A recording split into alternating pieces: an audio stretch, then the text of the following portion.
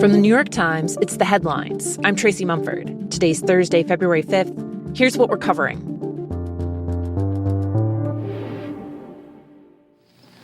The statement that I shall now read is being issued simultaneously in Moscow and Washington. Washington, 12 o'clock, Moscow, 7 p.m. Back in the early 1970s, in the middle of the Cold War, President Nixon made history, announcing he was working toward a nuclear arms treaty between the U.S. and the Soviet Union. The two sides are taking this course in the conviction that it will create more favorable conditions for further negotiations to limit all strategic arms. That treaty ushered in a new era where the world's superpowers acknowledged there was a danger to letting the arms race spin out of control. After they signed it, stockpiles of nukes dropped drastically. So today, in the decades since, I state clearly and with conviction America's commitment to seek the peace and security of a world without nuclear weapons. The U.S. signed on to a series of updated treaties. The most recent one was under President Obama in 2010. Mr. President, just one. You just have 3 weeks on this, though.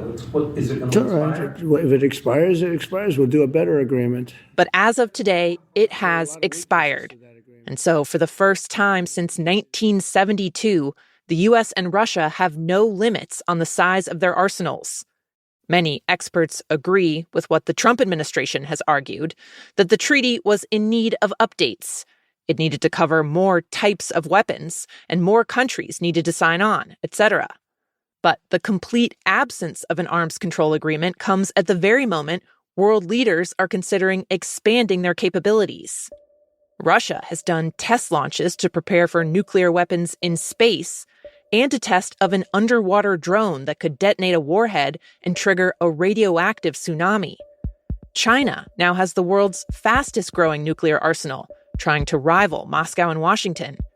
And Japan, South Korea, and Turkey, which are non-nuclear countries, are now discussing whether they need to change course. Some countries in Europe are wondering the same, feeling like they can no longer rely on the U.S. for protection and might need their own weapons. Analysts say it leaves the Trump administration with a choice. The U.S. can expand its own arsenal and develop specialized weapons to keep up, or it can try and negotiate a new, broader deal. That would require Trump pushing on Moscow, though, and it would require China to engage on the topic, which it has so far refused to do. For now, two of the U.S.'s leading nuclear experts have warned that, quote, nuclear weapons are back with a vengeance.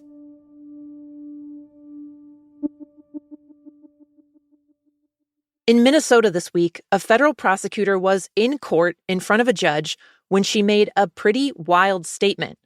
Julie Lee was being grilled about why the Trump administration has been ignoring court orders to release immigrants who shouldn't have been detained. And in response, she said, quote, "What do you want me to do? The system sucks. This job sucks." Lee said her office was so slammed with immigration cases that she wished the judge would just hold her in contempt of court so that she could get some sleep. The next day, she was fired from her position. But her dramatic outburst points to the chaos that Trump's aggressive immigration crackdown has triggered in the court system, not just in Minnesota, but across the country. The surge of arrests has meant a flood of cases. Lee said that in the last few weeks, she personally found herself overseeing about 90 of them. The backlog has left scores of immigrants stuck in detention in violation of judicial orders and their constitutional rights. Meanwhile, Mr. President, speaking of Minneapolis, what did you learn? I learned that maybe we can use a little bit of a softer touch, but you still have to be tough. These are criminals. President Trump said that he's ordered about 700 federal immigration agents to leave Minnesota. This is smart law enforcement, not less law enforcement. His border czar, Tom Homan, said the administration was doing the partial drawdown because some counties were cooperating with immigration officials, though he didn't specify how many. The biggest county in the state, where Minneapolis is, has not changed its long-standing policy against working with ICE. For now, roughly 2,000 federal agents will remain in Minnesota. Minneapolis Mayor Jacob Frey called the reduction a step in the right direction, but joined the governor and other state officials in calling for all federal agents to leave.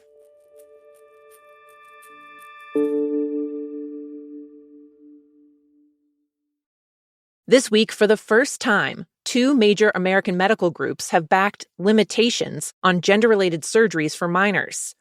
The American Medical Association, the nation's largest organization representing doctors, said yesterday that the procedures should generally be deferred until patients reach adulthood.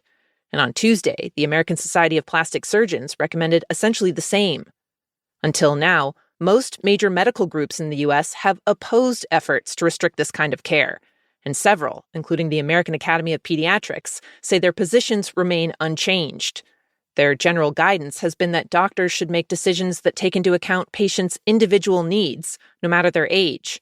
That includes, in rare cases, gender-affirming surgeries. But in explaining their changing guidance, both the AMA and the Plastic Surgeons Association pointed to what they said was sparse research on the risks and benefits of the procedures. Their shifting stance comes as there's been growing political backlash over this kind of care. The Trump administration has condemned gender treatment for minors as malpractice and made it a frequent talking point. Medical professionals have also been rattled by dozens of lawsuits filed by people who came to regret the gender-related procedures they had as teenagers. Last week, a jury in New York ruled in favor of a woman who claimed a mastectomy she had at 16, when she identified as male, had left her disfigured. She was awarded $2 million, marking the first malpractice verdict in a case like that.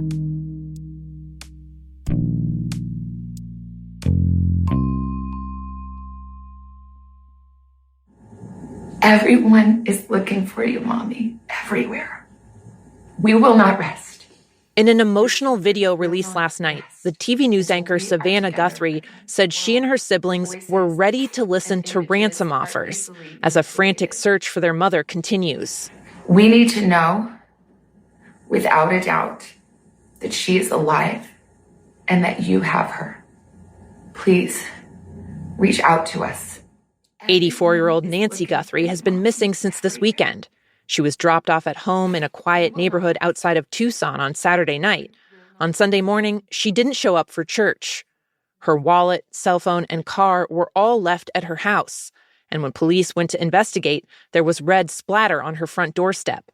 The local sheriff said there was other concerning evidence at the scene, quote, inside, outside, all over. In the past few days, at least 2 news outlets reported that they had received messages that appeared to be ransom notes, including one that demanded millions of dollars in Bitcoin. Officials say they're investigating the notes, but so far, no suspects have been identified. Savannah Guthrie, who's an anchor on NBC's Today Show, is one of the most watched morning TV hosts in the country. She was set to play a key role in the network's Winter Olympics coverage, but pulled out after her mother's disappearance.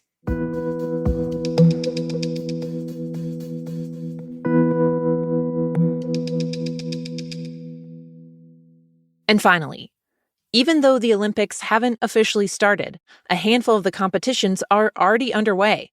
The tricky thing is... So it appears that there is a partial power outage here at the Cortina Curling Olympic Stadium. That yesterday, right at the very start of the very first event of the Games, the lights went out. Here we go. The outage didn't last long. A little cheer goes up. After only a few minutes, the curlers were able to get back at it with their brooms. But it was a live-action hiccup for Italy, which is hosting the Games and has faced questions for months about whether its facilities would be ready. The big show will get underway tomorrow with the opening ceremonies. Those are the headlines. Today on The Daily, an inside look at the unfolding crisis at the Washington Post, where hundreds of staffers were let go yesterday. You can listen to that in the New York Times app or wherever you get your podcasts. I'm Tracy Mumford. We'll be back tomorrow.